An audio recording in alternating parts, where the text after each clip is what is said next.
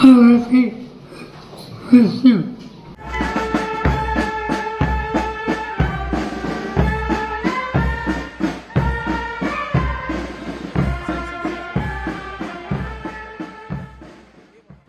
পড়েছেন মারাঠা ভূমির স্ট্রংম্যান।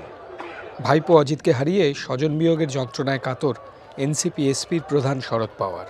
তবে এই মৃত্যুর নেপথ্যে কোনো রাজনীতি আছে বলে মনে করেন না তিনি। এ বিষয়ে তার বক্তব্য, অজিত পাওয়ারের অকাল মৃত্যুতে গোটা মহারাষ্ট্র শোকাহত। রাজ্য একজন যোগ্য নেতাকে হারালো, তার শূন্যতা পূরণ হবে না। তবে সব কিছু তো আমাদের হাতে থাকে না। আমি সংবাদ মাধ্যমের সামনে আসতে চাইনি।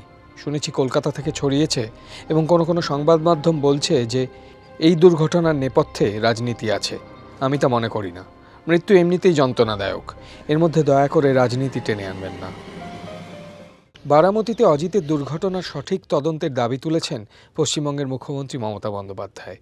তাৎপর্যপূর্ণভাবে অজিতের বিজেপি ছাড়ার জল্পনার কথাও সেই সঙ্গে মনে করিয়ে দিয়েছিলেন তিনি। They gave a statement that Ajit Pawar is willing to leave the BJP. And now what happened today, I need proper investigation under the supervision of Supreme Court. Only we have the trust on Supreme Court, no other agency.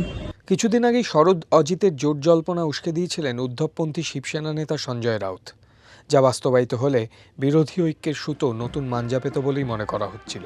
तो आम्ही सगळे असा विचार करत आहोत की शरद पवार हे अजित पवारांसह महाविकास आघाडी घेतील, असं काय विचार कर की शरद पवार आणि अजित पवार हे एकत्रित महाविकास आघाडीमध्ये म्हणजे अजित पवारांसह महाविकास आघाडीत असेल ना।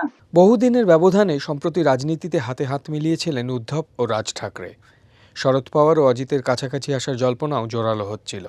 বদলের ইঙ্গিত মিলেছিল মারাঠা ভূমির রাজনৈতিক সমীকরণে। এমনকি অজিতকে মহারাষ্ট্রের মুখ্যমন্ত্রী হিসাবেও দেখার কথা ভাবা হচ্ছিল। लेकिन इस उम्र में जब अभी उसका कार्यकाल चल रहा था, अभी हमको उसको मुख्यमंत्री देखना था, मुझे तो भी देखना था कम से कम। और मैंने कहा था कि अजित अब तुम मुख्यमंत्री बनोगे तभी मैं मिलूंगी, त्यामुळे मी भेटले नाही त्यांना, उनको नहीं मिली मैं। বিমান দুর্ঘটনায় অবশ্য সেই সব জল্পনাতে ইতি পড়ল। विमान दुर्घटना की जांच होनी चाहिए, क्या कारण रहे वो पता चलने चाहिए।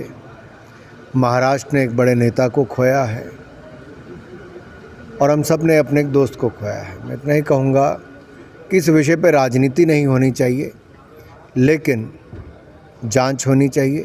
রাজনীতি গড়াবে নতুন পথে। যেহেতু অজিতের রাজনৈতিক পক্ষ বদলের ইঙ্গিত ছিল, তাই দুর্ঘটনার সঙ্গে সঙ্গেই চলে এসেছিল রাজনীতির কূট সম্ভাবনাও। তবে সেই সম্ভাবনা খারিজ করে দিলেন শরদ পাওয়ার নিজেই।